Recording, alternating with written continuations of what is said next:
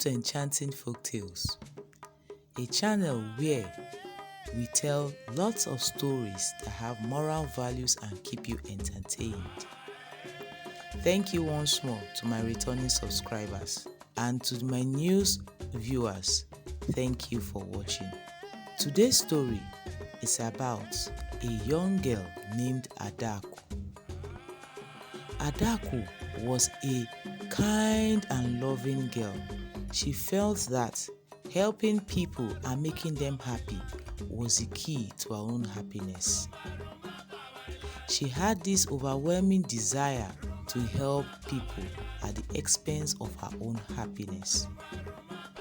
She would go to a great length to ensure everyone around her was happy and satisfied.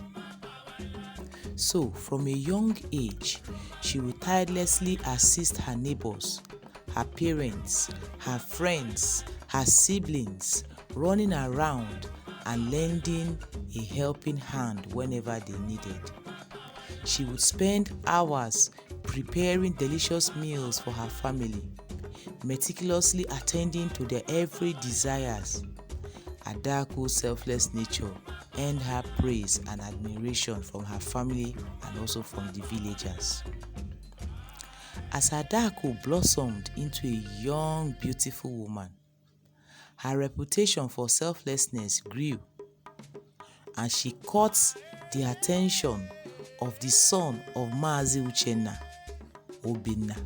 Obinna liked Adaku and started courting her. Obinna, knowing Adaku's inclination to please others, took advantage of her compassionate nature. He would often make requests, and Adaku, blinded by her affection for him, willingly fulfilled them.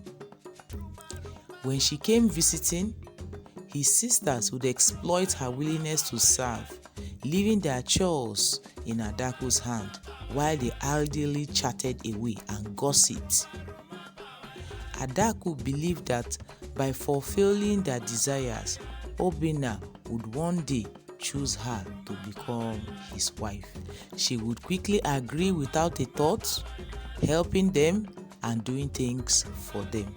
In eagerness to please people and her friends, she would exhaust herself working and working, while her friends would sit and gossip on how they will wear expensive wrappers to the village dance. Adaku, knowing she could not meet up to the expectations, will go and do menial jobs or work in people's farm and be underpaid just for her to buy clothes to enable her to fit in and to be accepted into her group of friends. One day, her neighbor asked if she could help to peel and dry some melon seeds she brought from her farm. Adaku quickly agreed without a thought. After peeling the melon seeds from their shell, she spread the freshly peeled seed on a mat to dry and went out. When she returned, she discovered that goats had eaten some of the seeds, and her neighbor was furious with her.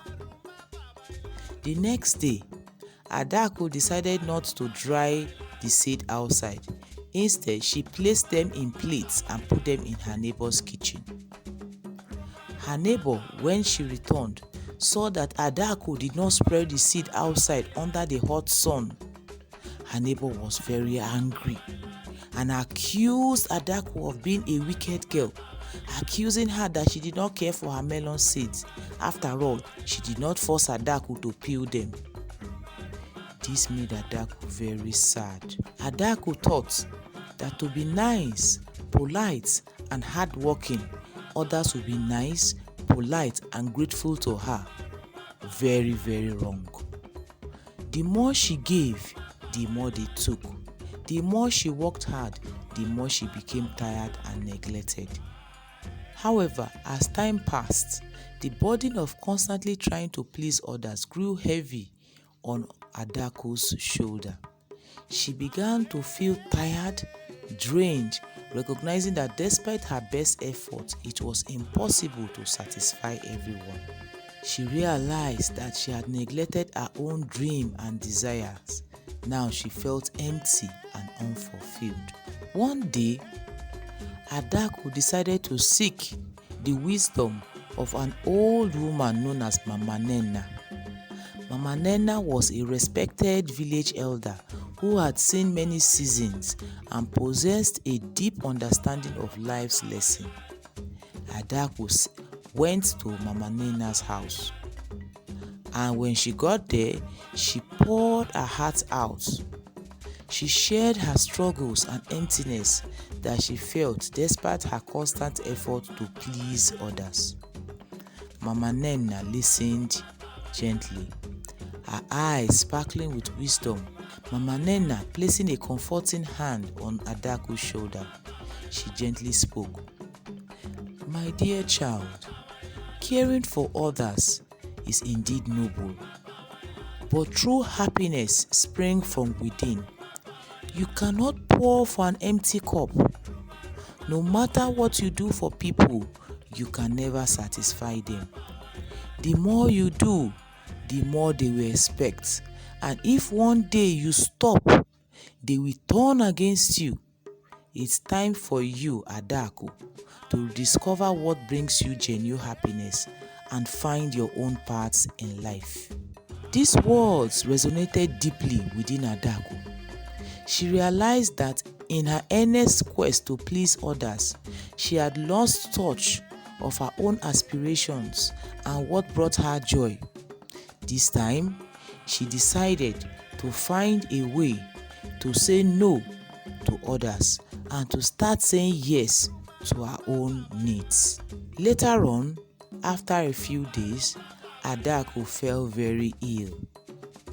And Obinna, not seeing Adaku come to visit, decided to pay her a visit. When he got to her house, he saw that she was not feeling fine. But he did not care. He callously asked her to prepare a meal, and she refused because she was ill. Obinna left her house angry, not caring if she was ill or weak.